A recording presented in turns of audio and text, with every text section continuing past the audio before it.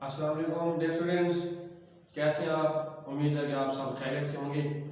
तो हमने last time first year chemistry आपसे डिस्कस की थी और चैप्टर 5 उसमें हमने चैप्टर 5 स्टार्ट किया था एटॉमिक स्ट्रक्चर। और उसमें हमारा जो फर्स्ट टॉपिक था वो था कैथोड रेज, उसका इंट्रोडक्शन और उसकी वर्किंग प्रॉपर्टीज, ये सब हम आपसे डिस्कस किया था। तो डियर स्टूडेंट्स, इंशाल्लाह आज हम जो आपसे टॉपिक डिस्कस करने वाले हैं वो है डिस्कवरी ऑफ प्रोटॉन। तो स्टार्ट करते हैं जी हम अपना आज का टॉपिक। हमारा है आज का जी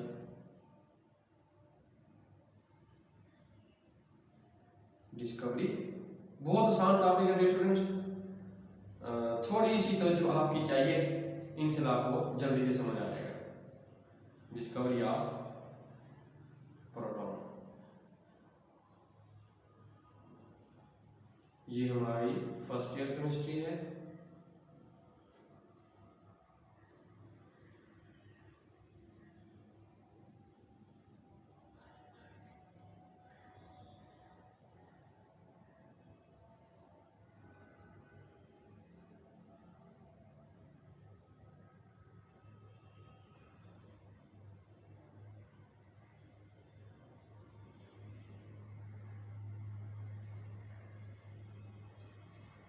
first year chemistry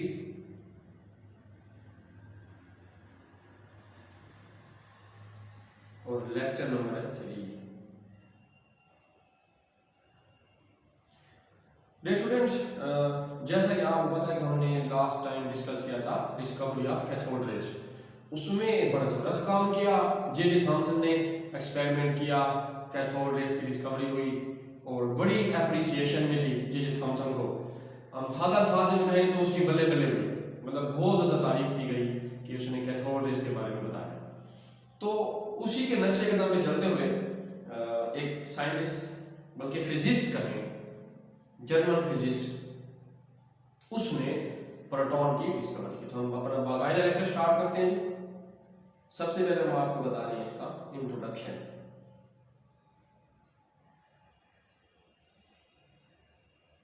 in 1886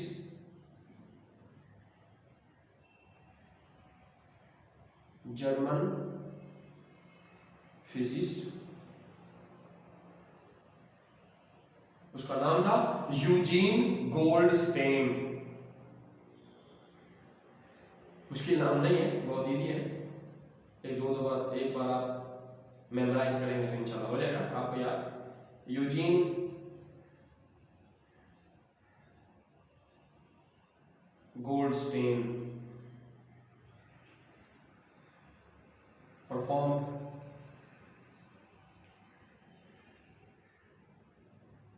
experiment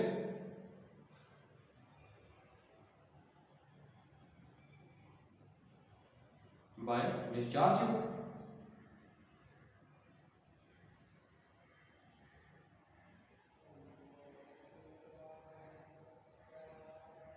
and discovered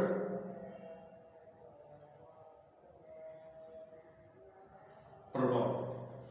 ये था इसका तारुफ कि 1886 में जर्मन फिजिस्ट यूजीन गोल्डस्टेन ने डिस्चार्ज ट्यूब का इस्तेमाल किया और प्रोटॉन को डिस्कवर किया। अब हम चलते हैं जी इसकी वर्किंग कंस्ट्रक्शन की तरफ कि उसने डिस्चार्ज ट्यूब कैसी थी और क्या बाकी चीज़ें थी। हम चलते हैं जी इसके नेक्स्ट हिस्से की तरफ।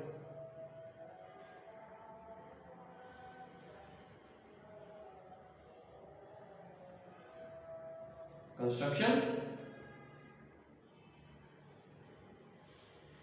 तो देखिए स्टूडेंट, सबसे पहले हम बनाने वाले हैं, जैसे कि आपको पता है कि डिस्चार्ज ट्यूब,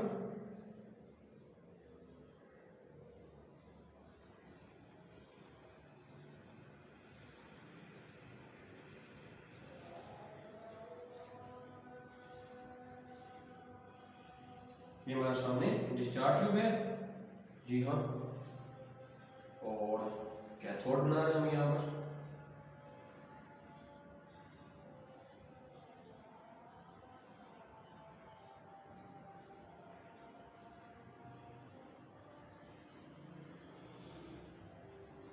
ये कैथोड है जी, ये हमारे पास एनोड है। स्टूडेंट्स इसको आप जोड़ देंगे बैटरी के साथ।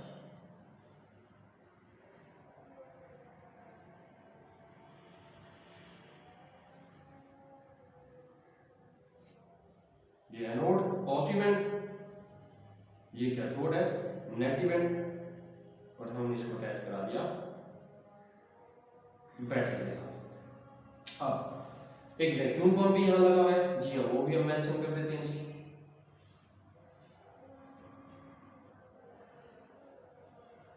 वैक्यूम पंप जी हाँ। अच्छा, अब ये स्टूडेंट्स आपके ना माइंड में एक बात आ रही होगी, जैसे हमने अपने प्रीवियस लेक्चर में डिस्कस किया था कि कैथोड से कैथोड रेज निकल रही थी। अब जो था ना गोल्डस्टेन, वो यही सोच रहा था जैसे आप सोच रहे हैं कि जी जो पॉजिटिव पार्टिकल्स हैं, जिसको हम आज हमारा जो टॉपिक है डिस्कवरी ऑफ प्रोटॉन या पॉजिटिव रेज, वो भी एनोड से निकल रही हैं, तो कि वो आपकी तरफ गलत हो जाता है। तो फिर क्या असल में मामला क्या था, हम आपसे शेयर करने वाले, उसको बाद में पता चला अच्छा कि इस तरह से प्रोटॉन प्रोड्यूस हो रहे हैं जो कि एनोड से नहीं बल्कि किसी और तरह से, वो और चीज क्या थी वो आपकी थोड़ी सी जो तवज्जो दरकार है। तो डियर स्टूडेंट्स, हम ये कंस्ट्रक्शन की बात करें और वर्किंग भी अब हमारा जो नेक्स्ट पॉइंट है वो आपको समझाना है, तो वो इंशाल्लाह इसी डायग्राम में भी आपको समझाते हैं और फिर उसको नेक्स्ट हम थ्योरी में भी एक्सप्लेन कर देते हैं जी। तो डियर स्टूडेंट्स, उसने इसमें गैस फिल की हुई थी जी, गैस, ये गैस के मॉलिक्यूल्स थे, ठीक हो गया, गैस के मॉलिक्यूल्स। अब जो ही उसने कैथोड और एनोड को जोड़ा, अच्छा ये वर्किंग लाइंस वाले एक चीज और आपके ध्यान में होगी कि सारे ने यहाँ पर छोटे छोटे पोर बनाए हुए कैथोड में, सुराखदार कैथोड। तो जी हाँ, उसने गोल्डस्टेन ने एक परफोरेटेड कैथोड ली थी, परफोरेटेड कैथोड,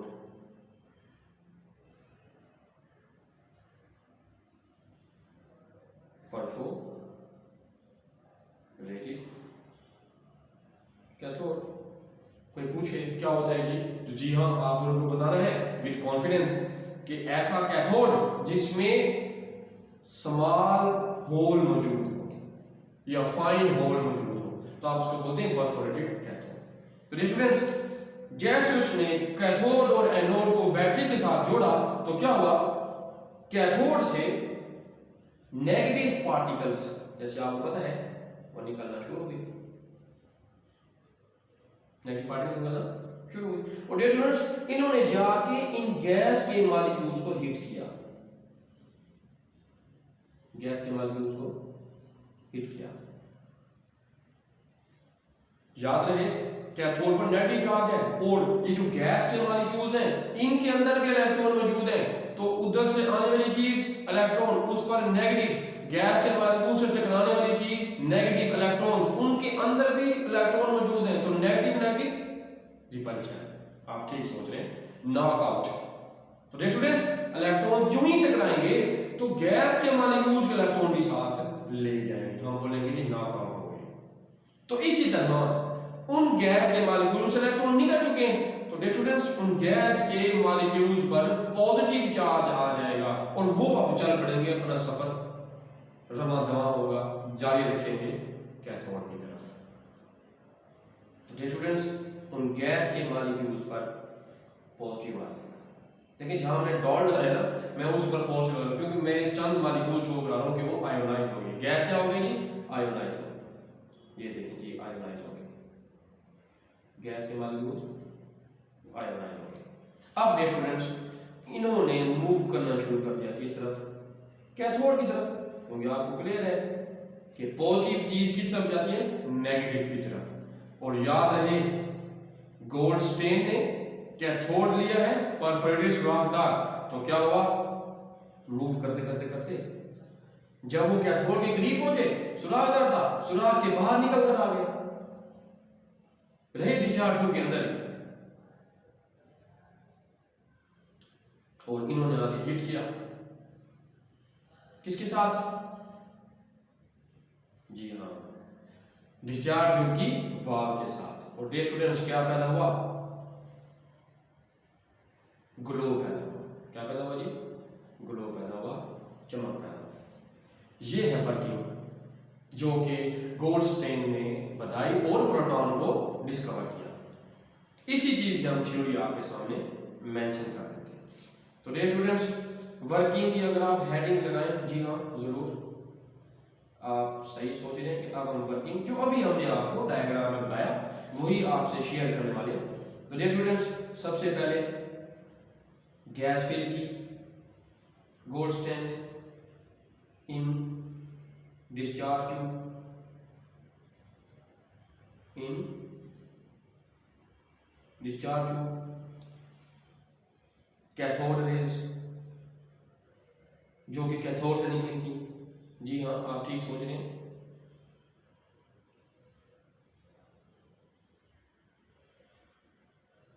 कैथोड रेज जाके टकराई, स्ट्राइक विद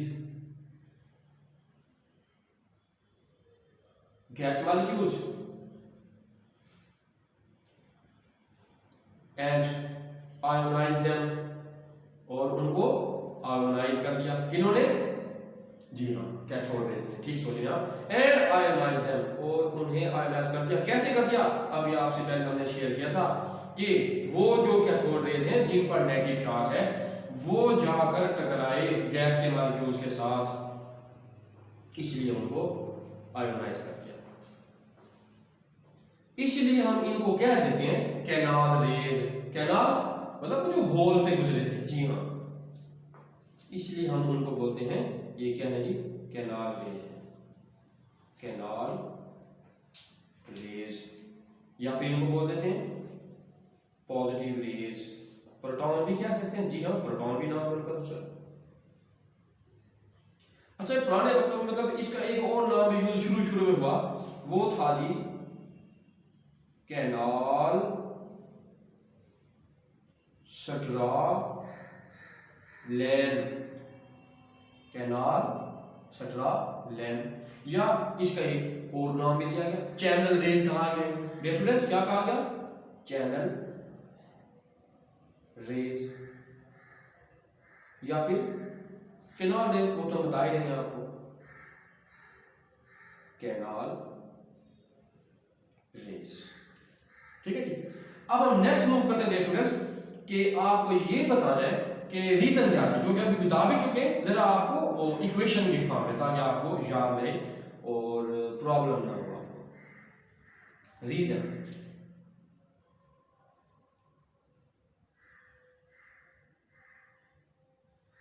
ऑफ प्रोडक्शन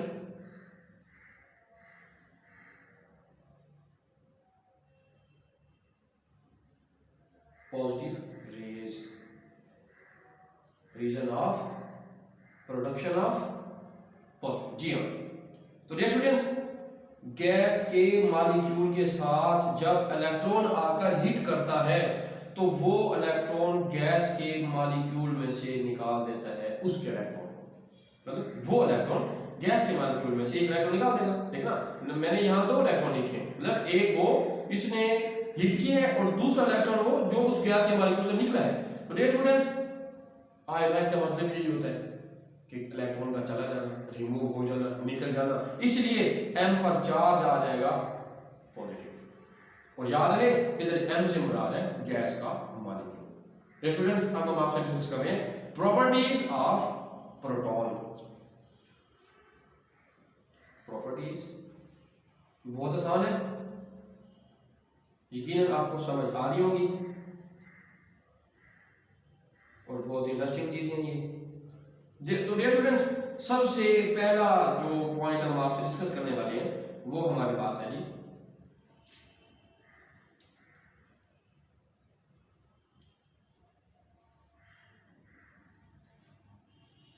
जी कि ये पॉजिटिव रेज है। क्यों है पॉजिटिव रेज, क्यों है? तो याद रखें, जब मैग्नेटिक फील्ड, क्या जी? जी हाँ, मैग्नेटिक फील्ड या इलेक्ट्रिकल फील्ड में से पास होंगे तो डिफ्लेक्शन शो करेंगे।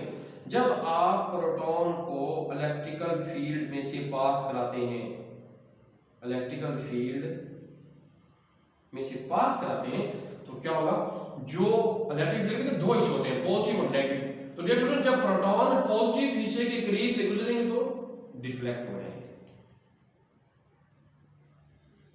पॉजिटिव इलेक्ट्रिक फील्ड के पॉजिटिव पोल के करीब से गुजरेंगे तो क्या होगा, प्रोटॉन या पॉजिटिव रेज आर डिफ्लेक्टेड, तो वो डिफ्लेक्ट हो जाएंगे। सेम यही क्राइटेरिया है मैग्नेटिक फील्ड का कि जब पॉजिटिव रेज या प्रोटॉन मैग्नेटिक फील्ड में से गुजरेंगे तो क्या होगा स्टूडेंट्स, डिफ्लेक्टेड हो जाएंगे, पॉजिटिव क्या हो जाएंगे, डिफ्लेक्ट हो जाएंगे। अब हम चलते हैं इसके दूसरी प्रॉपर्टी की तरफ, प्रॉपर्टीज ऑफ प्रोटॉन जो हम आपसे डिस्कस कर रहे हैं उसकी सेकंड प्रॉपर्टी, और वो है स्ट्रेट लाइन। जी हाँ, positive rays travel in a straight line, straight line, positive raise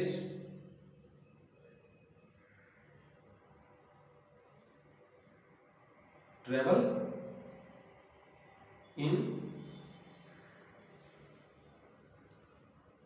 a straight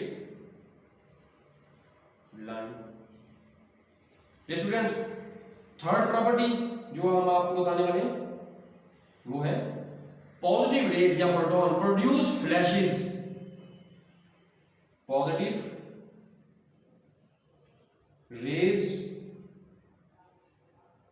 produce flashes, flashes चमक, रोशनी। जिंक सल्फाइड जब इनके रास्ते में हो, जिंक सल्फाइड को जब आप रख देते हैं इन के रास्ते में, किनके, जी हाँ, प्रोटॉन के या पॉजिटिव रेज के, तो क्या होता है जी,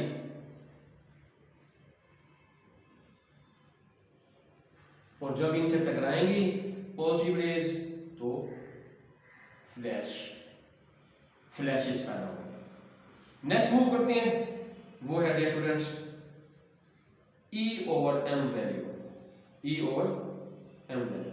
तो ये ज़रा इंपॉर्टेंट है, आपकी तवज्जो थोड़ी सी दरकार है, और ये है कि E/m वैल्यू प्रोटॉन की लेस होती है ऑफ प्रोटॉन या पॉजिटिव रेज इज लेस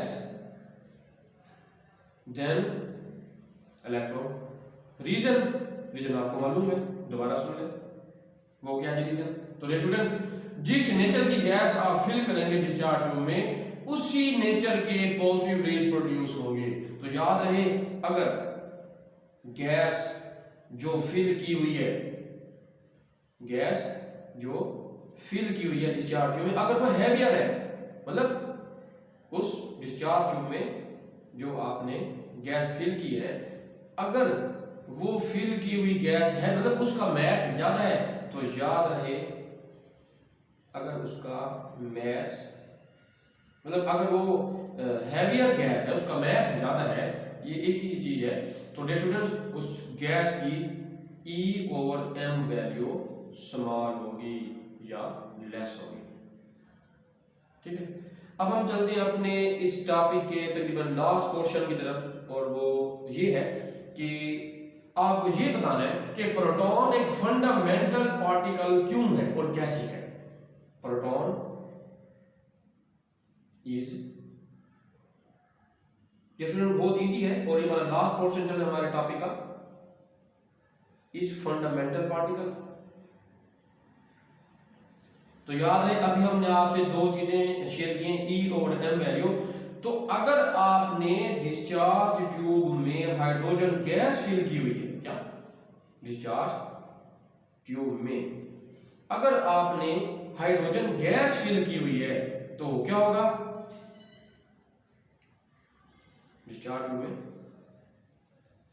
आपने हाइड्रोजन गैस फिल की है, तो याद रहे डियर स्टूडेंट्स, हाइड्रोजन गैस से बनने वाली जो पॉजिटिव रेज होंगी, क्योंकि देखिए ना, जिस किस्म की गैस फिल करेंगे उसी ही तरह की पॉजिटिव रेज प्रोड्यूस होंगी। तो डियर स्टूडेंट्स, हाइड्रोजन गैस की फिल करने से जो पॉजिटिव रेज बनी है, इनकी E/N वैल्यू मैक्सिमम होगी। क्या होगी जी? मैक्सिमम होगी।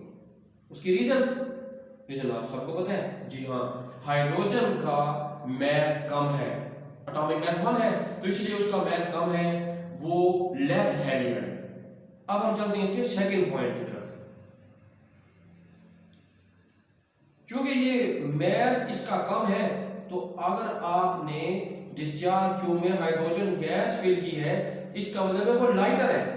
और याद रहे, ये जितने भी आपके पास गैसेस या पार्टिकल वो मौजूद हैं, सबसे कम जो वजन है वो हाइड्रोजन का है, वो मैस उसका सबसे कम है। और याद रहे, इसी बात पर इसको नाम दिया गया इन पॉजिटिव रेज को प्रोटॉन का। तो फिर आप सोच रहे होंगे कि ये प्रोटॉन वाला नाम किसने सजेस्ट किया? जी हाँ, रदरफोर्ड को फादर ऑफ न्यूक्लियर केमिस्ट्री भी कहा जाता है। एक बहुत बड़ा इनको एजाज दिया गया। रदरफोर्ड ने ये नाम सजेस्ट किया कि वो जो पॉजिटिव रेज हैं उनको प्रोटॉन ही कहा जाए। तो इस तरह आखिरी दो बातें जो हम आपसे शेयर करने वाले हैं वो ये है कि जो प्रोटॉन का मैस है वो 18, प्रोटॉन का मैस 1836 टाइम्स हैवियर है देन इलेक्ट्रॉन,